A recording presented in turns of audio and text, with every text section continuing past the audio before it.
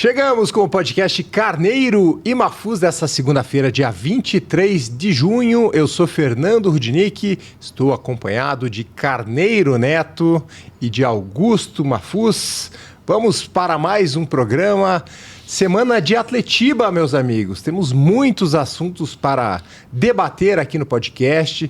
E Atlético venceu, Coritiba venceu.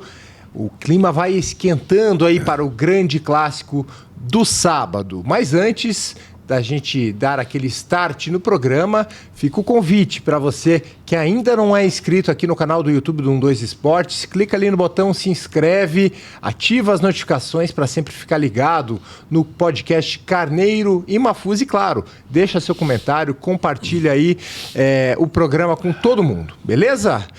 Vamos lá, meus amigos. Vamos começar falando de Atlético ou de Coritiba. Vocês escolhem qual é o tema que a gente vai iniciar hoje. Olha, eu acho que nós poderíamos começar pelo Atlético, porque ele jogou no sábado e teve aquele gol do Renan Peixoto que foi gol, maravilhoso. O gol que Pelé não fez. Daí eu quero falar sobre isso. Então, com a palavra, o doutor Augusto Mafuz. Vulgo Mafuz. E veja bem, eu preciso da tua cultura para desenvolver aqui a minha tese também. Todo jogador, toda vez que um jogador faz o gol antes do meio campo, nós falamos, de forma geral, o brasileiro fala, o gol que Pelé não fez. Que foi... O único. Exato. Modelo que o Pelé não utilizou. Que foi...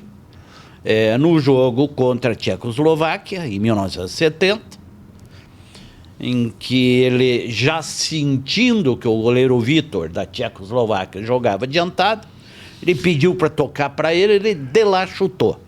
Então a bola foi, viajou, e quando chegava fez a curva e foi fora. Passou isso aqui na trave, né? Os ingleses, que gostam de fazer pesquisa, o jornal The Sun, uma vez, o tabloide, pegou um técnico, um engenheiro, para fazer por que aquela bola não entrou. Porque a bola pesava 2 quilos. Se pesasse 1 grama a menos, 2 gramas a menos, teria entrado. Quer dizer, quando o Pelé chutou aquela bola, a bola que não entrou no gol do Pelé, a bola pesava 2 quilos, era de gomo, couro. Você que jogou futebol. Sim, de couro. E quando chovia, ela ficava mais pesada porque ela aderia à umidade da água. Exato. Então nós íamos cabecear a bola, tipo de guri, cabeceava 3 quilos.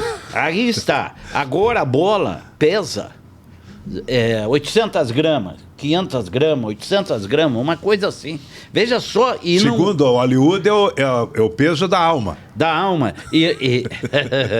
E não é de couro, né? A bola oficial pesa entre 410 e 450 gramas. Aí que está. Imagina você chutar uma bola de 2 quilos em plena Copa do Mundo, tentando fazer coisa que nunca ninguém tinha imaginado. E por causa de 1 grama, 2 gramas, a bola não entrou. E por causa de 2 centímetros a mais, a Marta Rocha não foi eleita Miss Universo.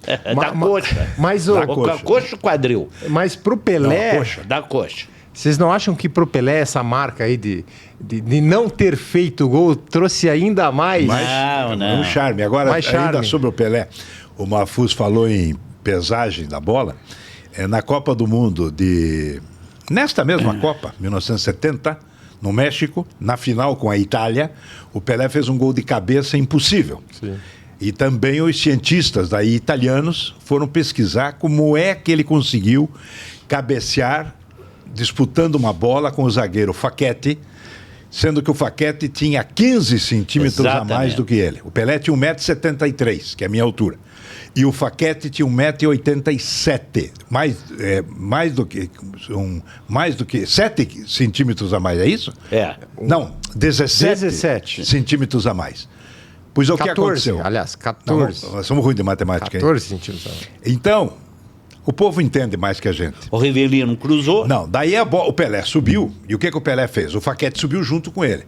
Pela lei da física, os dois sobem e baixam. Quando eles começaram a baixar, a bola estava vindo. Porque eles subiram, o Pelé subiu antes.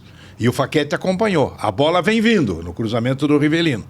Aí os dois corpos estão baixando. Só que o Facchetti, teoricamente mais alto, poderia interceptar a bola. Mas não o que acontece. O Pelé, magicamente, magistralmente, isso aí Cristiano Ronaldo, Messi, ninguém vai fazer isso. Porque o Pelé fisicamente era superdotado. Ele jogou toda a musculatura das nádegas para cima para dar o suporte nas costas para ele dar aquele golpe de cabeça com o Facchetti já embaixo e ele fez o gol. E isto foi comprovado. Como é que chama assim quando você pega uma filmagem, vai cena a cena, centímetro por centímetro, e os italianos disseram, é o maior mesmo. O Facchetti falou, contando sobre esse lance, ele falou que não entendeu porque ele subiu, como o Carneiro narrou, e disse que até hoje, isso ele falou há 10 anos atrás, parece que o Pelé ainda está lá em cima cabeceando. Só para corrigir, então, 14 centímetros. 14. Ele era mais alto do que o Pelé. Mas o Pelé foi extraordinário. Então, voltando ao gol. Mas que introdução para o gol do Renan. Exatamente. Veja como o Renan Peixoto ficou importante, hein? Que introdução. Olha, foi um gol extraordinário desse atacante do Atlético. Porque foi consciente, cara. Exatamente. Ele viu o Igor, o goleiro do Avaí, adiantado. No campo de defesa, ele meteu a bola. O goleiro, igual da Tchecoslováquia e outros tantos, ele se embrulhou todo lá dentro do gol. Olha, foi uma coisa extraordinária, um gol espetacular e que deu realmente um toque diferente num jogo modorrento, né? Um jogo tecnicamente fraco. Claro, o primeiro gol também foi de categoria. O Esquivel deu assistência e o Luiz Fernando teve classe para finalizar. Mas o gol do Renan Peixoto era para meio que encerrar o jogo. Mas daí o Atlético consegue tomar um gol. Sim. O tal de Beleze e Abraão, que não se perca pelo nome, eles bateram cabeça o jogo inteiro.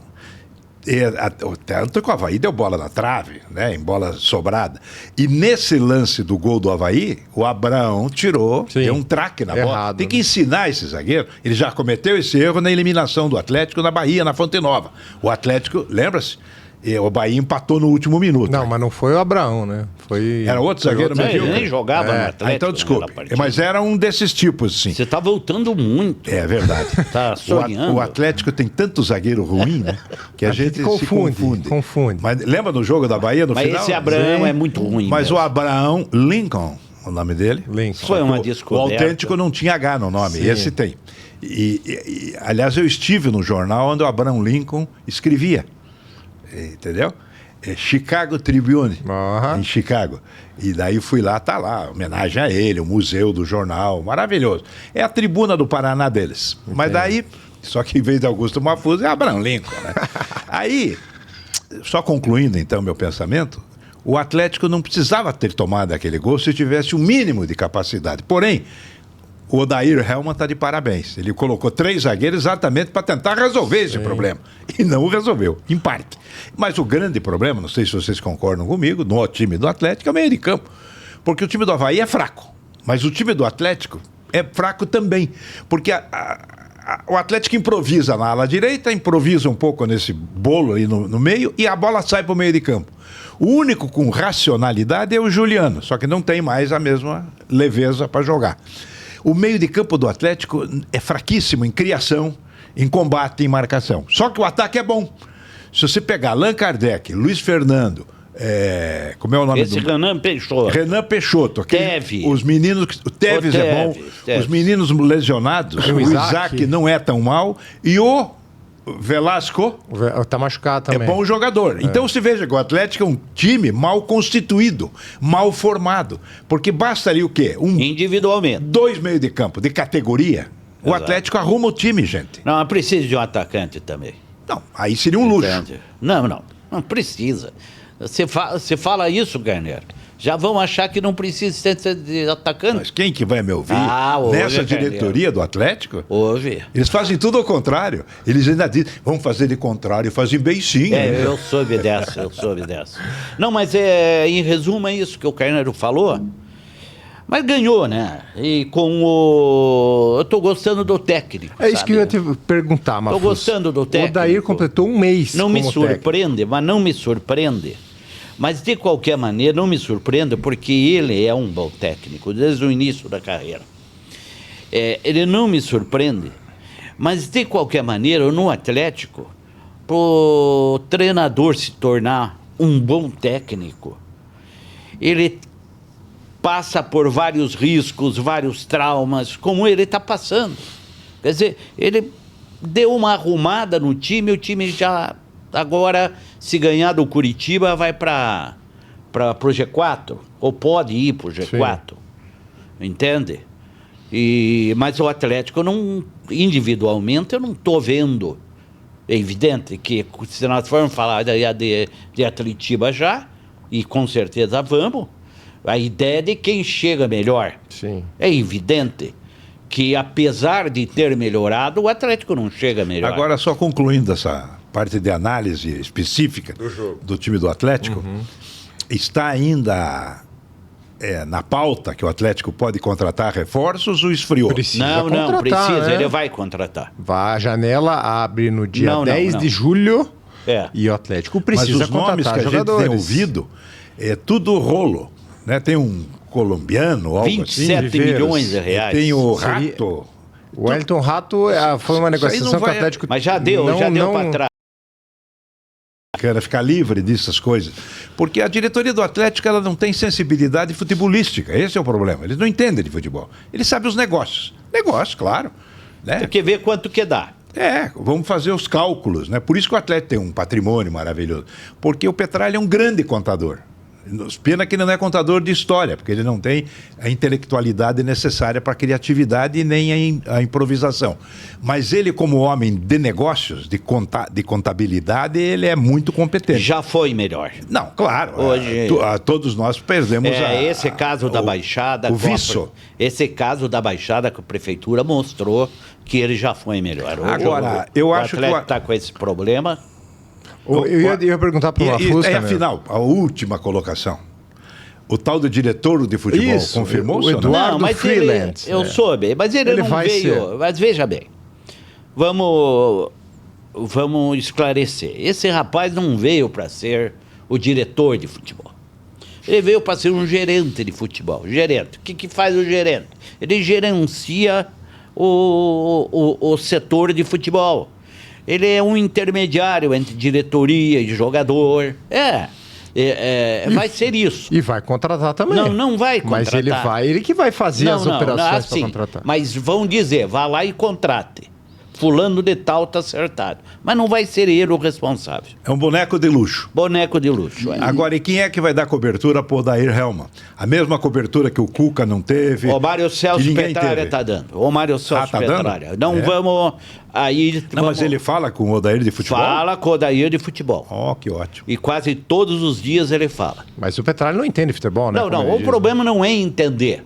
O problema é dar retaguarda, mostrar que o treinador... Dá autonomia. Exatamente. Dá liberdade para que o Odair execute os seus pensamentos, as suas ideias. Aliás, o Atlético que cuide bem do Odair Helman, porque não vai encontrar no mercado treinador com essa tenacidade, com essa liderança e com o respeito que ele conseguiu extrair do elenco, que hoje em dia no futebol, no novo normal, não é uma coisa fácil. Aliás, você falou em negócio do Atlético. O Atlético fechou um contrato aí com uma empresa de promoção de shows?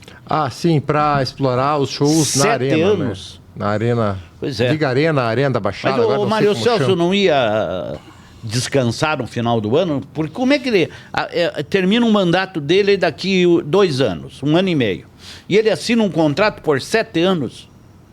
Aí, questão jurídica... Não é questão jurídica, questão de transparência para o clube. Ora, se eu vou ficar 1 ano e meio, como é que eu vou assinar um contrato de 7 anos? Só uma parte, Excelência. Certo. Você acredita que o Mário Celso Petralha vai renunciar, vai pedir para sair? Mas ele falou que está cansado e em dezembro ele sai. Então, tô bem. Vale uma cesta de Natal do Prosdóximo. Eu também, vou entrar nessa aposta também. Acho que não vamos ver isso. Eu acho que o Petralha vai continuar até o fim do mandato. E vai vender o clube. Ia te perguntar, Mafuz, sobre essa questão ainda do Freeland, do Eduardo Freeland. Você acha que é o Petralha mesmo que vai fazer as negociações? Petralha e o Márcio Solar. Ele vai operar, vai fazer a parte... O Petralha e o Márcio Solar, junto com o técnico, vão ver o jogador que serve, o jogador que não serve, o jogador que é possível dentro do mercado, e aí vai ocorrer a contratação. Então, beleza. Vamos para o Coxa, que venceu por 2-0 o Cuiabá, era um confronto direto. Curitiba agora tem 24 pontos. E aquilo que eu falava nos programas anteriores, tinha empatado contra o Botafogo e contra o Atlético Goianiense, 2-0, né? Nas rodadas anteriores, seriam resultados ok se vencesse o Cuiabá. Venceu, não jogou aquilo que o torcedor espera, mas o time está consistente, conseguiu vencer. Primeiro com o gol do Bruno Melo, né? Depois de uma jogada de bola parada, e depois um golaço do Josué, que é hoje o principal articulador, o principal criador da equipe do Curitiba. Não, você inicia o Curitiba, e não é só você. Qualquer crítico aí, analista de futebol, ganhou, não jogou aquilo que se espera. Mas é o que é a Série B, mas né? eu faço a seguinte pergunta. O que dá para esperar mais do que o Curitiba está jogando? Mas aí tem a leitura do jogo, que eu acho que o Fernando quis colocar, é que no primeiro tempo o Curitiba decepcionou, sob o ponto de vista de mandante, a torcida no estádio, e jogando contra um time bem armado, hein? Sim. Justiça se faça ao Guto Ferreira. O Cuiabá me surpreendeu. Organizadinho. É um time que sabe, tem cabeça, tronco e membro. Coisa rara na Série B do Campeonato Brasileiro. Mas o Curitiba poderia ser mais eficiente. Por quê? O Curitiba tem uma boa defesa. O Jaci deu realmente uma equilibrada, o Maicon, eles estão bem ali. O meio de campo do Curitiba poderia ter sido um pouquinho mais ousado no primeiro tempo, porque o ataque foi muito decepcionante. O ataque do Curitiba só melhorou com as substituições do Lucas Ronier e do De La Torre, que não estavam jogando bem, pelo contrário, jogando mal. Aí o que aconteceu? Com as substituições do Mozart, o time ganhou agilidade, ganhou volume de jogo. Mas o início do segundo tempo, veja como é o futebol, é curioso. O Cuiabá começou melhor também. O Cuiabá teve ali aqueles lampejos, né? Teve uma bola na trave. Teve bola na trave. O Pedro Murisco levou um susto do Juan.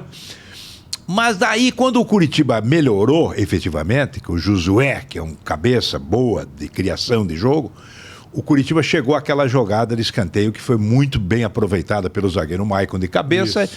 E o Bruno Melo teve categoria ao fazer o gol. Muito bem. Ali o Curitiba deu uma engrenada. Sim. Que a torcida se entusiasmou. Né? Até o velhinho, o vovô atrás do gol, ficou meio louco. E eu achei sensacional essa parte final do jogo, vamos dizer assim. E depois veio aquele golaço do Josué, de fora da área, categoria. De extrema dificuldade para chutar ali. Sim. Então, se você ponderar, né, analisando, claro, a campanha do Curitiba é melhor que a do Atlético. O Curitiba tem uma postura estratégica de jogo superior. Mas eu vejo equilíbrio no Atletiba. Eu não dou um favoritismo ao Curitiba, mesmo com o visitante. Eu poderia simplesmente, né, dizer para a torcida Coxa Branca, não, o Curitiba é favorito. Não, não é favorito. Porque o Odair Helma está acordado, não sei se ele vai ter o retorno fisicamente de jogadores importantes, porque eu não sei usar a pele mais o que dizer dele. Uhum. Eu não sei se é bom, se é ruim, se é mais ou menos, eu sei lá o que ele é. Então, mas eu espero um grande jogo. Eu estou gostando de ver, porque é um Atletiba atípico, né? Chato pra gente. Um clássico dessa nobreza, centenário, numa Série B. Nós, paranaenses, ficamos até meio humilhados. Mas vamos encará-lo como uma grande atração técnica. Não, é evidente. Em qualquer circunstância, em qualquer situação, em qualquer época, Atletiba, independente É que nós, independente da divisão, é um Atletiba. Sim. É que nós carregamos a frustração de ser segundona, meu. Sim. Né? Nós somos segundona. Isso que às vezes impulsiona isso para fazer uma análise negativa. Agora, tem que fazer de conta que é um grande jogo. Mas é evidente. É Atletiba. Deixa eu te dar um Mas aí dado não aqui, é bem Mafuz. fazer de conta. Eu acho que Mas é um faz de conta. os dois velho. times têm bons treinadores. O Mozart e o Odair Helma estão no primeiro nível. Os dois times possuem algumas potencialidades. O Curitiba mais no plano coletivo. Mas no plano individual, o É tudo Atlético igual. pode tirar algum proveito. É tudo igual, tudo igual. Mas vai ser um jogo muito interessante. Exato. Ó, o Curitiba vem de 6 jogos sem derrota. Essa série aí, invicta, ela é a melhor desde 2023. Isso explica porque ele Fevereiro está de entre os 2023. 4. Já há um mês. E aumenta o cacife do técnico Mozart. Sim. Veja, nós estamos retornando a 23, né? Nós estamos em 25, são praticamente 3 anos. E o Curitiba consegue esse rendimento com um time que o próprio Mozart contou aqui, que foi modificado 40% neste ano, ou seja, nos últimos meses. Sim. Você veja que a diretoria executiva do Curitiba está atenta, atendeu o treinador, lhe deu os recursos humanos para melhorar e melhorou. E, Carneiro, o Curitiba vem fazendo a diferença, né, para essa campanha em casa. Né? No Couto, 5 vitórias e 1 empate, está invicto ainda. Mas olhe bem, hein? Isso é um alerta para o Mozart e para o time do Curitiba. Aquele primeiro tempo de ontem, eles devem assistir hoje. À tarde, lá, passa o vídeo de novo e vejo. O time do Curitiba estava acomodado. É como ele se comporta como visitante. Ele parece que vai pro 0-0 malandro, sabe? Como visitante. Isso não é bom sinal. O Atlético teve mais presença no jogo de Florianópolis. Aliás, o Atlético, não sei, acho que fazia meses que não ganhava um jogo fora, né? Não sei. O último O foi Atlético tinha ganhado na segunda rodada. Então, Exatamente. isso faz do o quê? Paysandu, 3 não, meses. na primeira. Na segunda, primeira. fora de casa era na primeira. Na mas- primeira. 3 meses já. Exatamente. Você veja, o Atlético acordou, mas teve comportamento. Aí é o dedo do técnico da Aero Roma. Porque esse Avaí, ele se achou, né? Tava cheio de ideia. Só que o Atlético comportou-se tática e tecnicamente de forma correta e coerente. Coisa que eu não tinha visto até agora. O que prova que aqueles sustos que o próprio Odair levou naquela derrota inexplicável para o medíocre Atlético Goianense, o próprio Odair, ele extraiu do jogador: opa, peraí, vocês não podem ser humilhados. Vocês têm que ter dignidade profissional. É o que eles estão demonstrando. E o Atlético não vencia 2 seguidas desde as primeiras 2 rodadas da Série B, né? Eu estou Que tinha- gostando muito de um Atlético, não tanto da questão técnica ainda, porque ele realmente não tem dificuldade a essa altura da carreira de entrar em forma, mas pela dedicação, pelo interesse de jogar pelo Atlético e na sua terra, que é Curitiba, Juliano. que é o Juliano. Juliano. Esforçado, ele se dedica, ele procura orientar os companheiros. Ele vibra, né? Ele vibra, ele está vibra. vibrando. O como Juliano jogador. até precisaria contratar um meia. Vamos citar um exemplo assim rapidinho. O Josué, por exemplo, do mesmo estilo do Josué. Já imaginou o Juliano com esse Josué? Até o Zapelli vai voltar a jogar. Esse Acorda. Josué tem quantos anos, hein? O Josué já tá na faixa de uns 33. Mas vem cá, mas deixa eu é ver. interessante o futebol, né?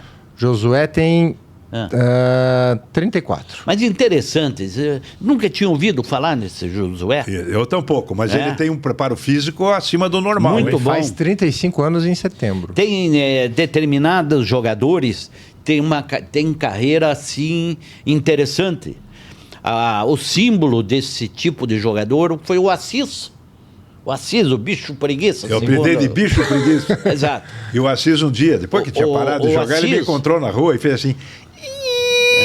Eu digo: Assis, tudo bem? Não, bicho preguiça. O Assis, veja só, o Assis, ele explodiu no Atlético, ele jogou no São Paulo, foi pro Inter, mas ele explodiu pro futebol nacional mesmo no Atlético, Sim. quando tinha 28 anos.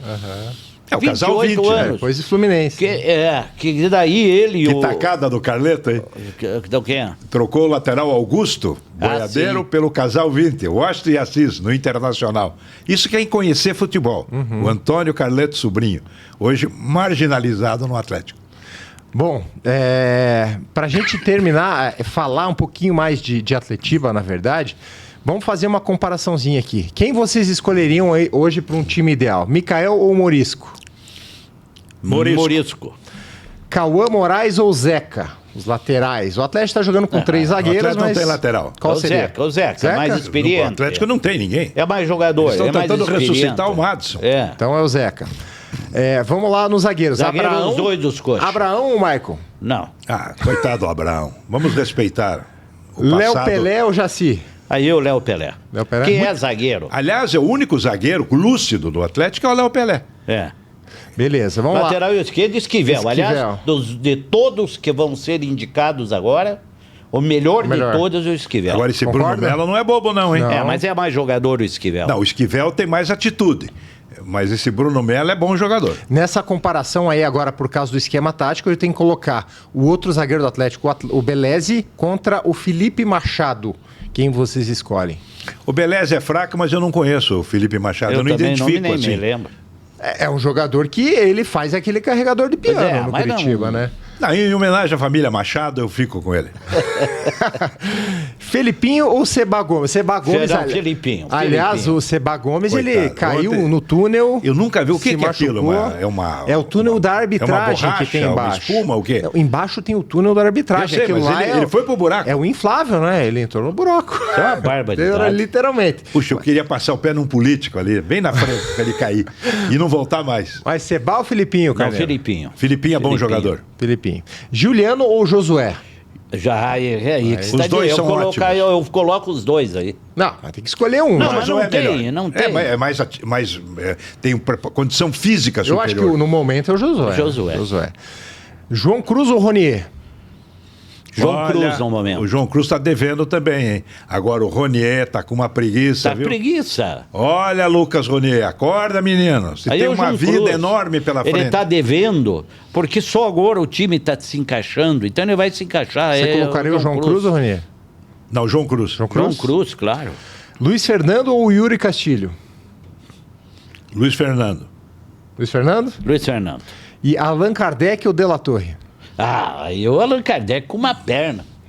E com a perna machucada ainda. Se De La Torre não tem nada pior. Nem o espírito do delator assusta o Allan Kardec. E o técnico, Mozart ou Odair? Hoje o Mozart. Hoje o Mozart. Mozart? Não, pelo rendimento, pelos Exato, números, o é Mozart, isso, sem né? dúvida alguma. Muito bem, muito bem.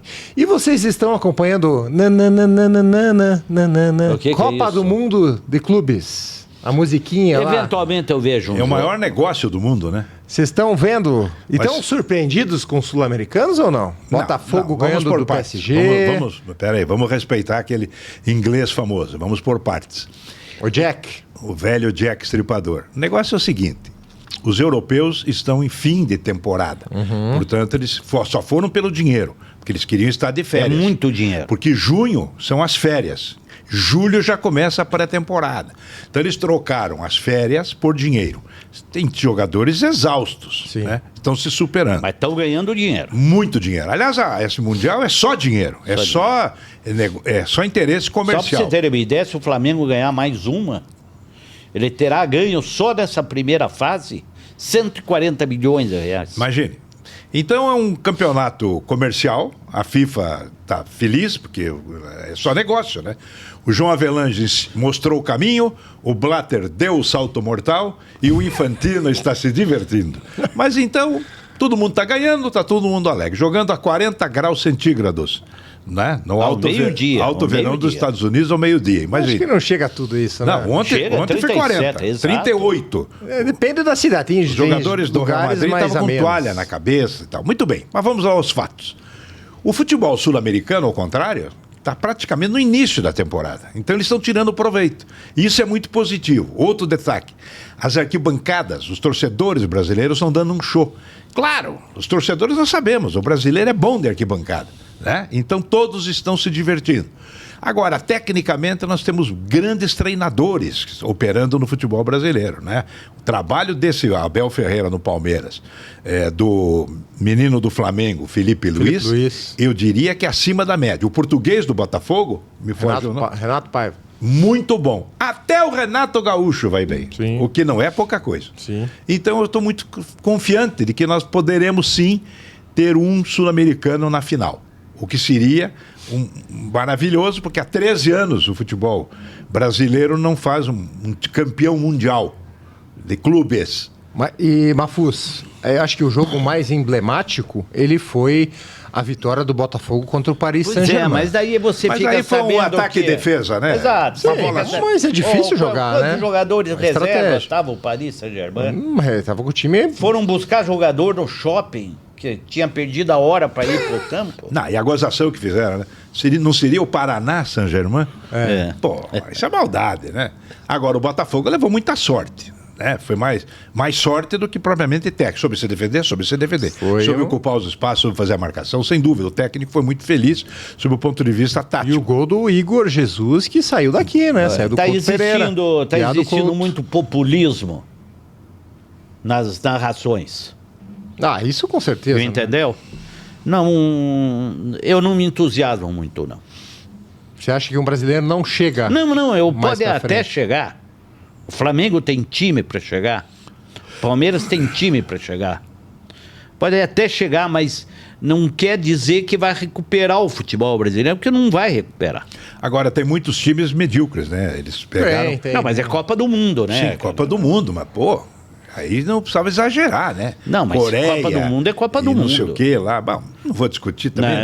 De seleções é a mesma Copa coisa. do Mundo de seleções será muito pior, sob o ponto de vista técnico. Vai ser uma festa. Vai Sabe dar por quê, dinheiro. Carneiro? Sabe um dos motivos? Os Estados Unidos, os estádios são muito grandes, é muito frio,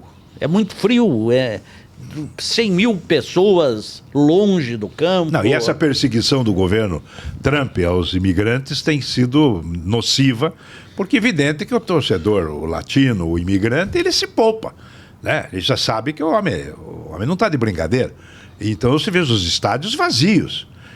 Está dando lucro porque tem patrocínio. Tem patrocínio de uma empresa digital e a Arábia Saudita, que bancou em troca da Copa do Mundo de 34, que já ficou definida para a Arábia Saudita. A de 30 vai ser aonde? Espanha e Portugal e Marrocos e essa 2 é boa, jogos lá, jogos também, um jogo na Argentina, um no Uruguai. Essa vai ser maravilhosa, hein? Maravilhosa.